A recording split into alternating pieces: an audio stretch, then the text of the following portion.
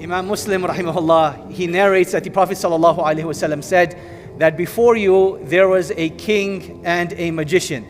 And the magician tells the king that I am getting old and I fear that this knowledge that I have will be completely lost. I would like you to find me someone that I can train to pass this knowledge on to. So the king goes in search in his kingdom to find someone that is intelligent and hardworking, and he finds this young boy.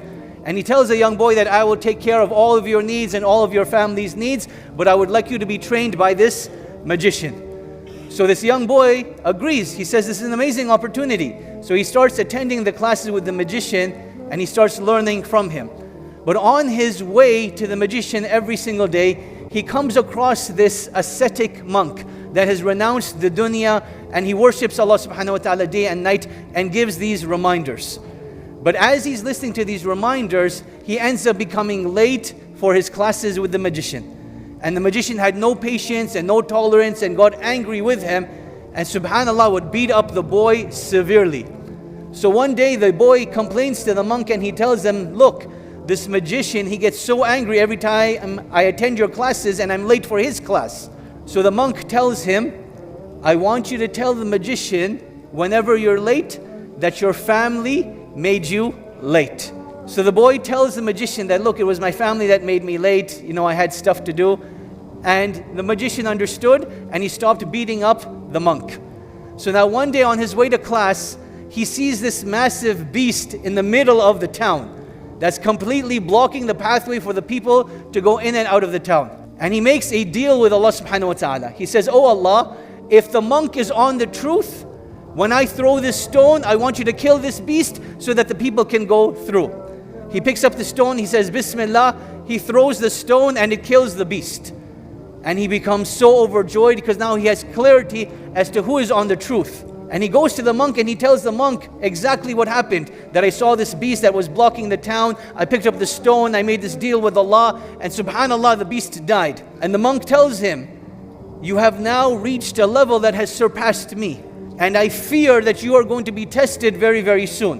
Whenever that test comes, I want you to make sure that you don't tell them that it was the monk that taught you and trained you. And subhanallah, the young boy's miracles continued. He was able to cure those with leprosy. He was able to cure those with blindness. And one day, the right-hand man of the king, who had started to go blind, he gathered as many presents as he could and he comes to the young boy. And he tells the young boy, all of the presents you see, these are now yours, but on the condition that you cure me. The young boy says, I am not the one that cures, it is Allah subhanahu wa ta'ala that cures. Embrace Allah as your Lord, and I will make dua for you, and Allah subhanahu wa ta'ala will cure you. So the right-hand man, he agrees to this. He accepts Islam, and the young boy makes dua for him, and lo and behold, his blindness is gone. So now when this right-hand man is interacting with the king is surprised. You're doing tasks that you weren't able to do. How did you get your eyesight back? And the man tells him that my Lord has cured me. And the king is perplexed. What are you talking about? I didn't cure you. And the man says, your Lord and my Lord is Allah subhanahu wa ta'ala. And the king was infuriated. He tells him, who told you that Allah subhanahu wa ta'ala is your Lord? How dare you say that? And he starts beating up the right-hand man. Till the right-hand man says, look, this young boy, he's now able to cure the sick, those that have leprosy and those that have blindness. He is the one that through Allah subhanahu wa ta'ala I became cured. So now the king summons the young boy and he starts beating up the young boy and says, who taught you what you know? And the young boy says that this is all from Allah. And he beats him up even more. Till finally the young boy breaks and he says, I learned this from the monk. So now the king summons the monk and he starts telling him, renounce your faith, accept me as your Lord and reject Allah subhanahu wa ta'ala. The monk says never. The king cuts him exactly in half and the monk passes away. And the king then decides, you know what, I'm going to make a lesson for everyone. Whoever dares not accept me as their Lord, they will be punished and persecuted. So he summons the young boy and he tells his guards that I want you to take the young boy and throw him off the highest mountain and let everyone watch him fall off the mountain. And the young boy, he's petrified, he's scared. As he's climbing up the mountain with the guards, he's making dua, Allahumma akfinihim bima shi't, Allahumma akfinihim bima shi't. That, oh Allah, in any way that is pleasing to you, suffice me and protect me from these people.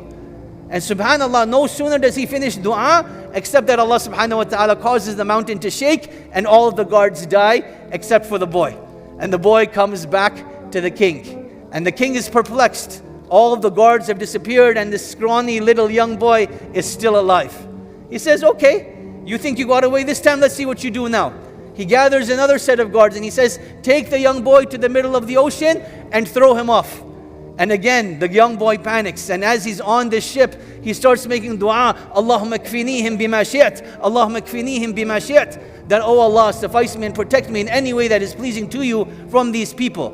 And subhanAllah, Allah subhanahu wa ta'ala sends a massive tidal wave that wipes away everyone in the ship except for this boy. And the boy comes back to the king one more time. And he tells him, you will not be able to kill me except if you do what I tell you. And the king says, what is that? He says, I want you to gather all of the kingdom, bring them all together in one place. Then I want you to tie me to a tree and take an arrow from my bag, and I want you to shoot it at me. And the king says, sure, I will do that. But he says, that's not it. He says, as you're shooting the arrow, I want you to say, in the name of Allah, the Lord of the boy. And only then, when you shoot the arrow, will I be killed. So the king gathers all of the people. He ties the young boy up to the tree. He grabs an arrow from his bag and he says, Bismillah, in the name of the Lord of the boy. And he shoots the arrow and it strikes him right in the temple. The young boy covers his head and he passes away. But no sooner does he fall, but the people start shouting and chanting, we believe in the Lord of the boy, we believe in the Lord of the boy. And the guards tell the king, what did you do? Whatever you were fighting against, the exact opposite has happened now. And the king becomes infuriated and he tells his guards that I want you to start digging ditches. Dig ditches and light the ditches with fire. Some of the narrations, they mention that it was a month-long process of digging the ditch and lighting the fire. And he told the people that whoever accepts the Lord of the boy will be killed. Renounce your faith, accept me as your Lord, and you will survive. But one by one they held on to their faith, and the king threw them into the fire, and they were martyred in that fashion. Up and until came the turn of a mother that has a brand new baby. And the mother is scared for herself, and she's scared for the baby. And Allah subhanahu wa ta'ala inspires the baby and gives the baby the ability to speak. And the baby says, oh my mother, be patient, for surely we are upon the truth. And the king took her and threw her into the pit of fire, and she was burnt alive as a shahida.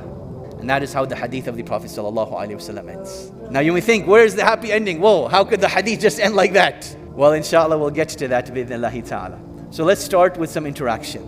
What are some important lessons that you derive from the hadith, that you feel are very apparent and you feel are of importance? We'll take 5 from the audience altogether, inshallah. Tawheed, Allahu Akbar, beautiful lesson. Oneness of Allah subhanahu wa ta'ala, excellent. Taqwa, fearing Allah subhanahu wa ta'ala alone and no one else. Everything happens because of the qadr of Allah subhanahu wa ta'ala, amazing. 2 more, inshallah. Bismillah, young man, go ahead. Sabr, patience for the sake of Allah subhanahu wa ta'ala. You will be tested, you need to be patient. 1 more, inshallah. Can we get someone from this side of the room? Seeking to meet Allah subhanahu wa ta'ala. So according to you, who was seeking to meet Allah subhanahu wa ta'ala? The boy. Allahu Akbar. Okay, good. Let's start from the very beginning. From the very beginning, and inshallah we'll take 7 lessons altogether, bi'idhnillahi ta'ala. From the very beginning, we see that the magician has this need to leave a legacy behind. Right? And as human beings, we all have this need. But you have to understand the difference between believers and other than them. The believer's legacy is the pleasure of Allah subhanahu wa ta'ala, leaving benefit in this world behind that people can benefit from. Whereas this magician's legacy was restricted to this life. He wanted to teach his magic and that was it. 1B over here is that whatever future you want to see, you have to plan and prepare for it. The magician wanted a future where his legacy continued and magic was taught. But similarly in this community, what do we want from this community 10, 15, 20 years from now? And whatever that looks like, these young people in the masajid, we need to start training them and mentoring them and giving them, leadership roles so that they can start carrying the deen forward and start carrying the community forward. And that is how you create the future that you want to see with the help of Allah subhanahu wa ta'ala. Number 2 is that you see that the young boy was not only intelligent, but he was hard working. And these are two important skill sets. One intelligence and the other one to be hard working. You may not have both of them, but if you have both of them, you will naturally stick out. If you don't have both of them, then take whichever one you have and take it as far as you possibly can to serve the deen of Allah subhanahu wa ta'ala and to do something right. This young boy shows us that you don't have to be, a multi-billionaire coming from power and clout to influence society. Certain people, Allah subhanahu wa ta'ala just makes them an example for the people that they will follow. You never know that. Be sincere with Allah and Allah subhanahu wa ta'ala will give you that ability. Number 3 is that the monk, he teaches the young boy to say that it was your family that made you late. When you look at this, you may think, isn't this a lie? Well, let's understand what the monk is trying to do. The monk is practicing tawheed, meaning you're presenting a truth, but not in a way that people would normally think. Allah subhanahu wa ta'ala, He has a conversation with Nuh alayhi salam after the son of Nuh alayhi salam is drowned. And Nuh alayhi salam, he tells Allah subhanahu wa ta'ala, oh Allah, my son was from my family, how could you let him drown? And Allah subhanahu wa ta'ala says, he was not from your family. إِنَّهُ عَمَلٌ غَيْرُ صَالِحٍ. But rather he was an act of unrighteousness. So what we learn over here is that Nuh alayhi salam is being told, your ahl are those people that you have familiarity with. Familiar foundations, familiar beliefs, those are your family. So the monk had now become the young boy's family. And this shows us the importance of the brotherhood and sisterhood in Islam, that we are brothers and sisters in Islam, and we are ahl to one another as a result of our beliefs and as a result of our akhlaq. Which brings us to point number 4, that the young boy, he never doubted, but he wanted an increase in certainty. So when he picked up the rock and he said, oh Allah, if the monk's affair is the truth, let this animal die.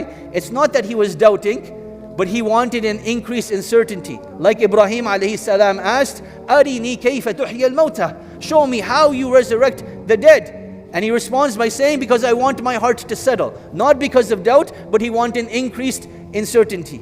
And this shows us that as believers, we're allowed to seek an increase in certainty by asking Allah subhanahu wa ta'ala for signs.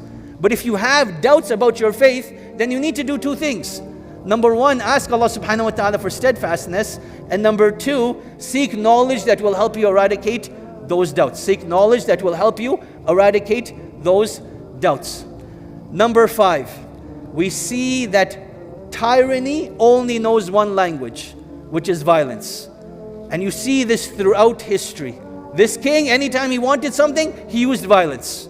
And we see this in our day and age as well. When you see tyrannical rulers, the only language they know is that of violence. Let's persecute, let's punish, let's imprison, let's kill. That's the language that they know. And this is a lesson throughout history that this is what tyrannical people will do. The believers are meant to be merciful and compassionate with one another. We're not meant to be tyrannical and senseless killers. That is what the tyrannical rulers are for. Now we'll get to this important lesson later on towards a conclusion. But what does Allah subhanahu wa ta'ala say about this tyrannical ruler specifically in Surah Al-Buruj? We'll get to that. Number 6 is that the inevitable reality of faith is that you will be tested. أَحَسِبَ النَّاسُ أَن يُتْرَكُوا أَن يَقُولُوا آمَنَّا وَهُمْ لَا يُفْتَنُونَ. Does mankind think that they will be left to say, we believe and not be tested? As soon as you accept Islam, know that you will be tested in one way or another. It is inevitable. But at the same time, لا يكلف الله نفسا إلا وسعها. That Allah subhanahu wa ta'ala does not burden a soul more than it can bear. So if Allah subhanahu wa ta'ala has sent a test your way, it's only because Allah subhanahu wa ta'ala knows that you can handle it. And everyone will be tested in accordance to their capacity. Which brings me to the 7th and last lesson. And this has like 3 tiers to it. Where is the happy ending? We've been indoctrinated to think that a happy ending has to take place in this life. So the prince has to save the princess. The oppressed have to become free and overthrow the tyrannical ruler. That is what we've been trained to think. And from time to time that will happen. But what does Allah subhanahu wa ta'ala say in Surah Al-Buruj? He says that the believers, when they've entered into this eternal paradise, ذَلِكَ الْفَوْزُ الْكَبِيرُ, that is the manifest victory. That is the happy ending that you've been longing for. You will get glimpses of happiness, glimpses of satisfaction in this life. Enjoy them and praise Allah subhanahu wa ta'ala for them. But do not be deluded into thinking that your happy ending is in this life and this is where you will be truly and absolutely happy. 7b, getting back to this king. How did he kill these people? He made a ditch, he lit a fire, and he threw the people into it. And what does Allah subhanahu wa ta'ala say in Surah Al-Buruj? إِنَّ الَّذِينَ فَتَنُوا الْمُؤْمِنِينَ وَالْمُؤْمِنَاتِ ثُمَّ لَمْ يَتُوبُوا فَلَهُمْ عَذَابُ جَهَنَّمْ وَلَهُمْ عَذَابُ الْحَرِيقِ. That subhanallah, this tyrannical ruler, he saw the truth. He tried killing the boy, he was unable to do so. The boy told him that if you want to kill me, say in the name of Allah, the Lord of the boy, and I will die. And he did exactly that. He knew what the truth was. And this shows us such a powerful lesson that subhanallah, you can literally show the biggest miracle that anyone can be shown. If Allah subhanahu wa ta'ala has not willed guidance for that person, they will not accept it, even if they experience the miracle themselves. So this king, he saw the truth, he rejected it. And now when you reject the truth, what does Allah subhanahu wa ta'ala do? He allows you to continue in your oppression. وَيُضِلُّ اللَّهُ الظَّالِمِينَ وَيَفْعَلُ اللَّهُ مَا يَشَاءُ. That Allah subhanahu wa ta'ala continues the oppression of the oppressors and to increase them in misguidance, and Allah subhanahu wa ta'ala does what He pleases. But why? So that when these people show up on the Day of Judgment and they're thrown into the fire and they have this everlasting punishment of a blazing fire, and they say, I do not deserve this, I do not deserve this. Allah subhanahu wa ta'ala reminds them of all of the evil that they did so that their punishment is now justified. And what does Allah subhanahu wa ta'ala show us here?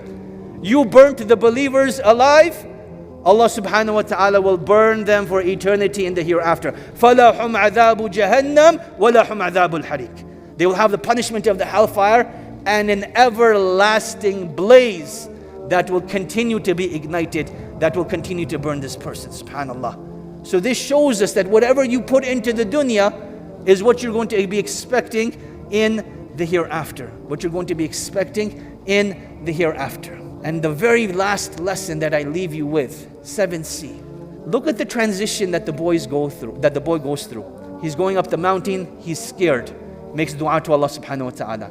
He gets onto the ship, he's scared, making dua to Allah subhanahu wa ta'ala. Till he finally accepts the fact that Allah subhanahu wa ta'ala has made me an ibrah and an ayah for the people, that they're going to follow what I do. So if I can show them the truth of Allah subhanahu wa ta'ala and I die in that cause, then let it be. Because I would know that I have left this world while Allah subhanahu wa ta'ala is pleased with me. And that is the greatest thing that you can aspire for, and that is the greatest thing that you achieve.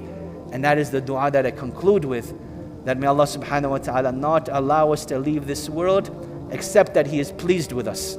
May Allah subhanahu wa ta'ala forgive us for our sins and shortcomings. May Allah subhanahu wa ta'ala uplift oppression and hardship from this ummah. May Allah subhanahu wa ta'ala replace the tyrannical rulers with just and peaceful ones. And may Allah subhanahu wa ta'ala grant victory to the ummah of Muhammad sallallahu alayhi wa sallam in this life and the next. Jazakumullahu khairan for your wonderful attention. Subhanakallahumma bihamdika ashhadu an la ilaha illa ant astaghfiruka wa atubu ilayk. Wassalamu alaikum wa rahmatullahi wa barakatuh.